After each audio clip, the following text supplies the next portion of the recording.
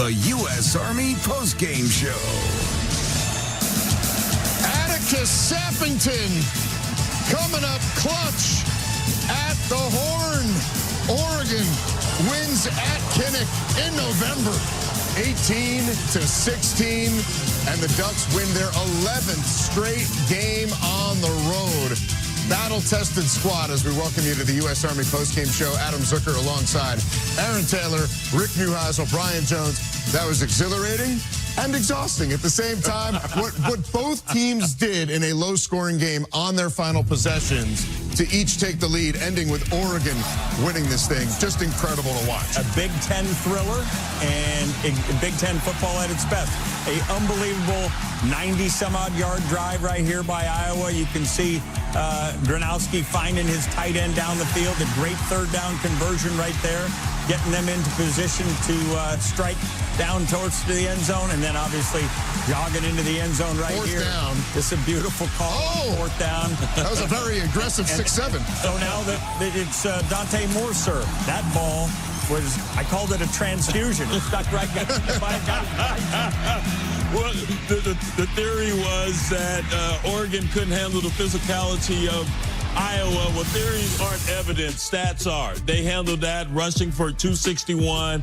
And Dante Moore, that last drive was just exceptional, AT. Poise is being at your best when your best is needed. I feel like we've seen this movie before earlier today with Fernando Mendoza, but the throwing conditions were tough. Dante Moore had struggled throwing the football in a forward direction for most of the game until he needed to put his team in position to win this football game. It is so hard to do that as a player when it's not going the way that you want, to be able to calm yourself down and to deliver in those big moments. Hats off to Dante Moore and the entire Duck team and Atticus Sappington, man. Woo. Oregon struggled mightily. They'd missed field goal in 3 of their last 4 games, 8 for 12 of the year. That kid was 3 for 3 in money today when they needed it. This was the win I think Oregon was waiting on. In tough conditions, as you mentioned. Yeah, it's an unbelievable win. Fabulous opportunity for Oregon now to finish, get themselves in a great position for the college football. And this is Oregon. I mean, this was an Iowa game, right? I mean, this was an Iowa Everything game. they wanted. And I know it's not your big brother's Oregon team either. They are physical, gritty. They are running the ball up the middle. But this for Oregon was, we're up here, we're elite. Not upper middle, elite. When it comes to who's going to make the CFP. Complete teams have to win in various ways. And that's what Oregon proved today. Yes, when we were at full strength, because they were without a lot of their playmakers, number one being Decorian Moore, the freshman wide receiver who's leading them in that category. But they said, we're just going to run it down your throat, going back to my original comment. All the talk was about big bad Iowa and in the trenches and how they own the trench warfare. And here comes Oregon said, we're going to pound the rock, run straight at you, push you around. Exactly what they did. 7.3 yards per carry. 3 times the normal outlay of Iowa gives up on the ground. 3 times. 0 sacks, 1 tackle for loss allowed with a new right tackle because Alex Harkey was down. Unbelievable. That was a Joe Moore moment type play. But it really just was such a great game both ways and came down to each team's final possession. Just a wild one to watch from here. Oregon just grew up before our eyes. I told you in the very beginning of the show, there was a game that was played yesterday that was one of my favorites of the entire season. And maybe I'm in sicko mode. You can absolutely make that argument.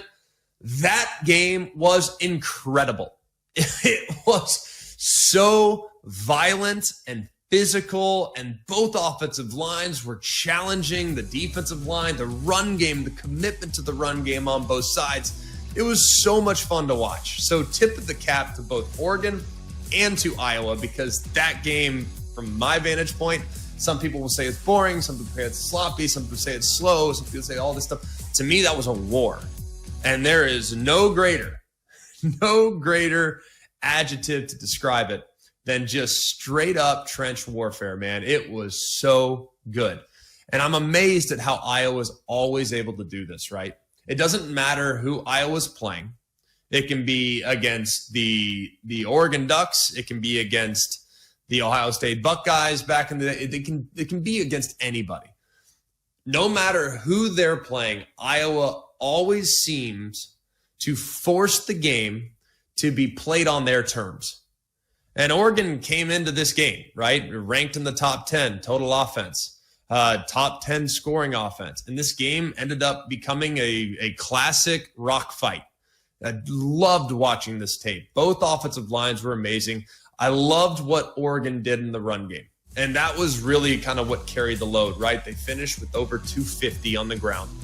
They, of course, had the team's only touchdown that was on the ground as well. It was their 5th game this season with 250-plus rushing yards. That's the second most in the Big Ten behind Indiana.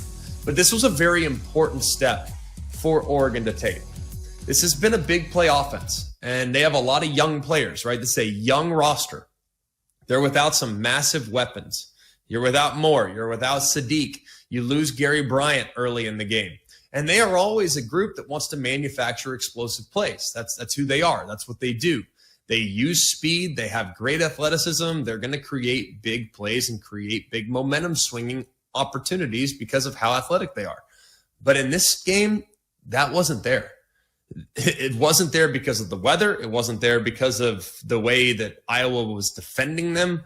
But the run game, you had to stay committed to it. And it was body blow after body blow after body blow. It was 5 yards here, 7 yards here, 8 yards there, 4 yards here, 6 yards to the sideline, one after another. Then boom, you bust a couple 19-yarders, punch in the first touchdown of the game.